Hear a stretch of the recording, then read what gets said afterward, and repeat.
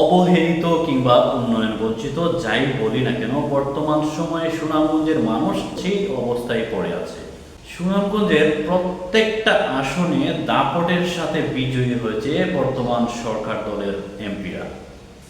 কিন্তু দুঃখজনক হলো সত্য যে এখনো পর্যন্ত কোনো প্রতিমন্ত্রীর জায়গাও পায়নি সুনামগঞ্জ থেকে কেউ। সেই বিষয়ে কিন্তু আমাদের মাথা ব্যথা নেই কিংবা সেই বিষয় নিয়ে তোড়জোড় নেই। মানে বিভিন্নভাবে সুনামগঞ্জকে অবহেলিত করে দাবিয়ে দমিয়ে রাখা হয় কিছু পদবি দিয়ে, যেমন হাওড় বন্ধু কিংবা এই ধরনের বিভিন্ন পদবি দিয়ে সুনামগঞ্জের নেতা কিংবা নেতৃবৃন্দদেরকে দমিয়ে রাখা হয়, কিছু সীমাবদ্ধ করে রাখা হয়। কিন্তু সুনামগঞ্জ দেশের উল্লেখযোগ্য একটি গুরুত্বপূর্ণ এলাকা, দর্শনীয় এলাকা, এবং হাওড় অঞ্চল যেখান থেকে মাছ বলেন, ধান বলেন, সব কিছুর উৎপাদন হয় প্রচুর পরিমাণে। আর সেই সুনামগঞ্জকে প্রত্যেকটা সময় দমিয়ে রাখা হয়।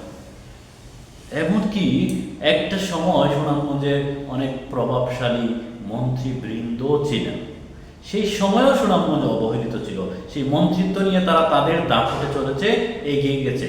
যাই হোক, তারপরও বলা যায় যে একটা নির্দিষ্ট সময় পর সুনামগঞ্জে কিছু উল্লেখযোগ্য প্রতিষ্ঠান হয়েছে, এখনো পর্যায়ক্রমে চলছে আরও কিছু প্রতিষ্ঠান সম্পন্ন হওয়ার কাজ। সেই বিষয়গুলোতে আমরা গুরুত্ব না দিয়ে এই হাওড় অঞ্চলের অবহেলিত এলাকাগুলোকে আমরা যদি হাইলাইট করতে না পারি, সবাই ঐক্যবদ্ধ হয়ে কাজ না করি, সুনামগঞ্জকে সেইভাবে কিন্তু সবসময়ই দমিয়ে রাখা হবে। অথচ যে সুনামগঞ্জ বিজ্ঞান ও প্রযুক্তি বিশ্ববিদ্যালয় এখানে হয়নি কেন, সেখানে হয়নি কেন, এই পক্ষ ওই পক্ষ প্রতিপক্ষের মারামারি দাখাদাখি ঠেলায় হয়তোবা একটা সময় এই প্রজেক্টগুলোই অনেকগুলো গুরুত্বপূর্ণ প্রজেক্ট এখান থেকে আবারও বাতিল করা হবে। তাই বলবো যে সুনামগঞ্জ একটা জেলা, গুরুত্বপূর্ণ একটা এলাকা বা অঞ্চল থেকে গুরুত্বপূর্ণ বড় বড় প্রতিষ্ঠানগুলো হলে এই অঞ্চলের মানুষ ধীরে ধীরে এগিয়ে যেতে পারবে এবং সাহস পাবে। কিন্তু সেই বিষয়গুলোতে আমাদের ফোকাস করা প্রয়োজন।